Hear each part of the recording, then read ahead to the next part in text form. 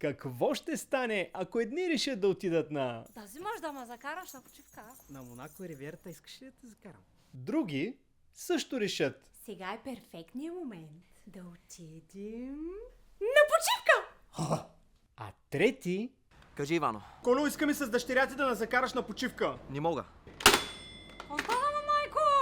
Аз ти как ще на баща ти не може да се разчита, Кирилке? Търсят начин да не отидат.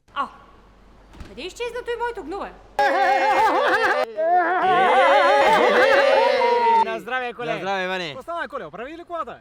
И само, Иване. Има някакъв проблем с спирачките и не мога да разбера откъде идва, бе. Кирилке, тук имаше безостация, защо не спряма? Само, майко! Не работят спирачките му! Нищо не става! Бой, Кирилке, какво ще правим сега? Кой ще кажеш да отидем на аквапарк? Спаски, накрая ще се скараме. Ако смяташ такова настроение да ми тръгваш на почивка, няма да се разберем. Бе, брат, камци, топът някой се обърка. Дали... През целия си живот един ден не съм работил. И сега на почивката ми ще работя. Как така, бе? Заради теб, Спаскай, защото ти ма нагара. Дойдохме на почивка, за да почна работа. Мечо, ние какво правим тук, бе? Нали на Слънчев бряг щяхме да ходим? Та, Никол, отдавна искам да ти кажа, че, нали, мазна... Майко, ще ме сплескаш, маткит! Никой не работи в момента. Като са почивни дни, защо тогава някой е дошъл в неработно време и ме е сложил на мен скоба?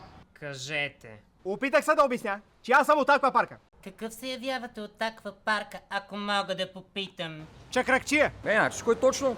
Идва и ти направо. Кой? Аз? Това там не е ли жена ти? Тя май някой друг я занимава, а? Бой! Прилича на жеребец.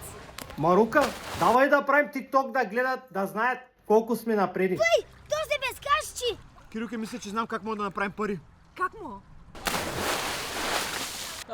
Пак замириса на война. Ма чакай, аз нищо не съм направил! За не му се направи тиктока! Защо, ма?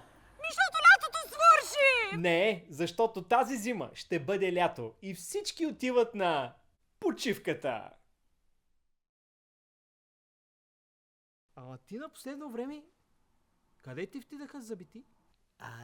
Да отидаха. От 6 декември само в кината.